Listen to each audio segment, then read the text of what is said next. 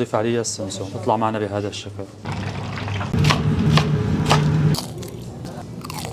اي حدا بيجي من طرف استاذ جولان له 15% خصم. مطعم جولدن ميل أو الوجبة الذهبية بمدينة زولنجن. خلينا نشوف شو هي الوجبة الذهبية بهذا المطعم. اهلا وسهلا استاذ جوران، نورتنا، تفضل. بدنا نطلب بعد إذنك مقبلات، تبولة، تبل، حمص. تمام. المطعم اسمه الوجبة الذهبية. شو هي الوجبة الذهبية بالمطعم؟ البانيه خذها ولا تتردد. طحن مناقيش مشكل، شاورما مع جبنة، بدنا فروج مشوي، فروج بروستد، بدنا زنجر.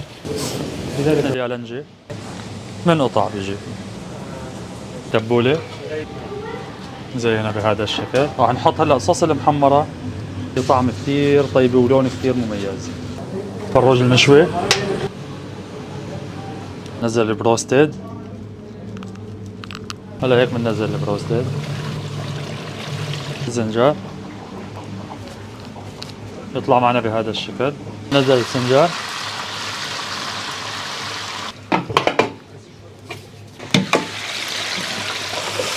يطلع معنا البروستد. هلا بدنا نعمل الوجبة الذهبية البانيه عنا وبنلفها بهذا الشكل.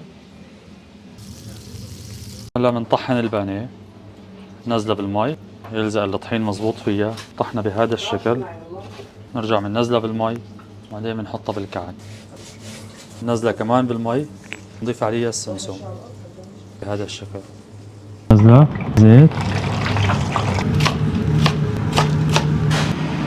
السبيشال الشاورما بجبنة، جبنة نضيف عليها الشاورما طريقة. وهلا بنبلش بالمناقيش.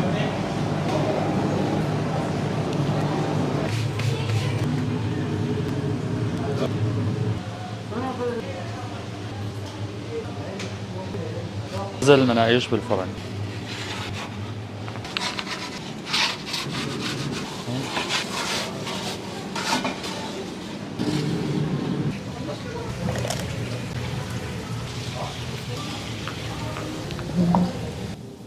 رح نبلش أول شيء بالبانيه.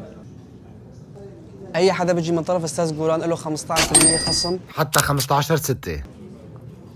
فعلا وجبة البانيه طيبة كتير. هاي الشاورما مع جبنة مع الخبز الصاج كتير طيب. رح نجرب هلا الكريسبي أو الزنجر.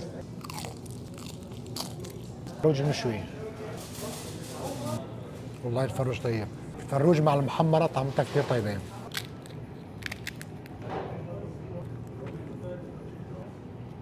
هذا كان كل شيء لليوم. تضلوا بخير وصحة وعافية يا رب.